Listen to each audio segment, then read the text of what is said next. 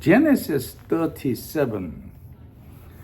Jacob lived in the land where his father had stayed, the land of Canaan. This is the account of Jacob.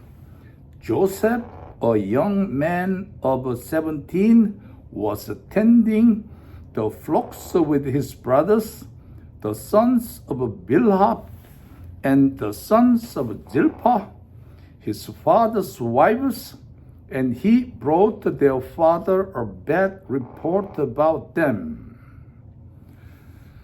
Now Israel loved Joseph more than any of his other sons, because he had been born to him in his old age, and he made a richly ornamented robe for him.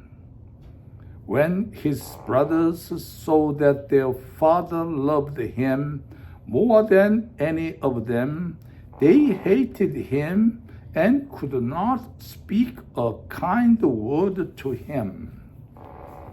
Joseph had a dream, and when he told it to his brothers, they hated him all the more. He said to them, "Listen to this dream I had. We were binding sheaves of grain out in the field when suddenly my sheaf rose and stood upright, while your sheep gathered around mine and bowed down to it." His brothers said to him, "Do you intend to reign over us? Will you actually rule us?" And they hated him all the more because of his dream and what he had said. Then he had another dream, and he told it to his brothers. "Listen," he said, "I had another dream, and this time the sun and moon and 11 stars were bowing down to me."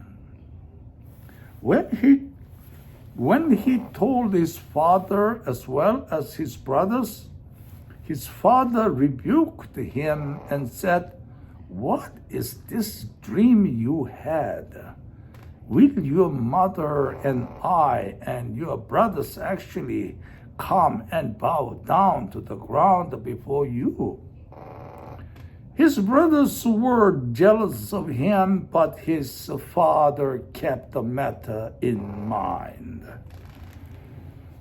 Now his brothers had gone to graze their father's flocks near Shechem, and Israel said to Joseph, "As you know, your brothers are grazing the flocks near Shechem. Come, I am going to send you to them." "Very well," he replied. So he said to him, "Go and see if all is well with your brothers and with the flocks, and bring word back to me." Then he sent him off from the valley of Hebron when Joseph arrived at Shechem.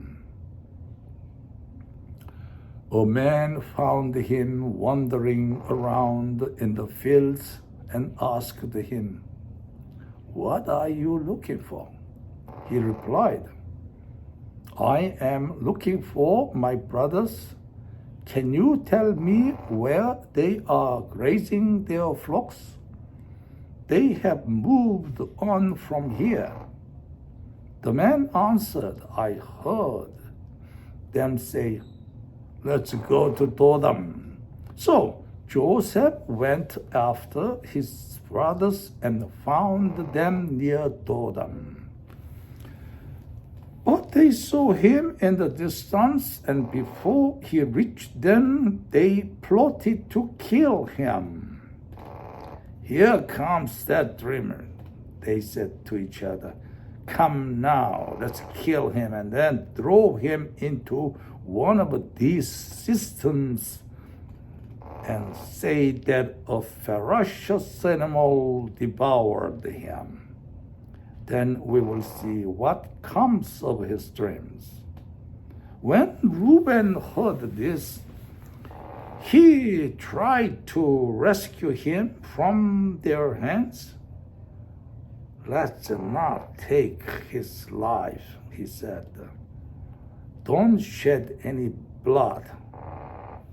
Throw him into this cistern here in the desert, but don't lay our hand on him." Reuben said this to rescue him from them and take him back to his father. So when Joseph came to his brothers, they stripped him of his robe, the richly ornamented robe he was wearing, and they took him and threw him into the cistern. Now the cistern was empty, there was no water in it. As they sat down to eat their meal, they looked up and saw a caravan of Ishmaelites coming from Gilead. Their camels were loaded with the spices, balm, and myrrh, and they were on their way to take them down to Egypt. Judah said to his brothers, "What will we gain if we kill our brother and cover up his blood? Come, let's sell him to the Ishmaelites and not lay our hands on him. After all, he is our brother and our own flesh."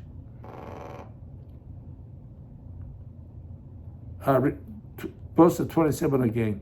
"Come, let's sell him to the Ishmaelites and not lay our hands on him. After all, he is our brother, our own flesh and blood." His brothers agreed. So when the Midianite merchant came by, his brothers pulled Joseph up out of the cistern and sold him for 20 shekels of silver to the Ishmaelites, who took him to Egypt. When Reuben returned to the cistern and saw that Joseph was not there, he tore his clothes. He went back to his brother and then said, "The boy isn't there. Where can I turn now?" Then they got Joseph's robe, slaughtered a goat, and dipped and robe in the blood. They took the ornamented robe back to their father and said, "We found this. Examine it to see whether it is your son's robe." He recognized it and said, "It is my son's robe. Some ferocious animal has devoured him. Joseph has surely been torn to pieces." Then Jacob tore his clothes, put on sackcloth, and mourned for his son many days. All his sons and daughters came to comfort him, but he refused to be comforted. "No," he said, "in mourning will I go down to the grave to my son." So his father wept for him. Meanwhile, Midianites sold Joseph in Egypt to Potiphar. Actually, Potiphar is Hebrew. English is Potiphar, one of Pharaoh's officials, the captain of the guard.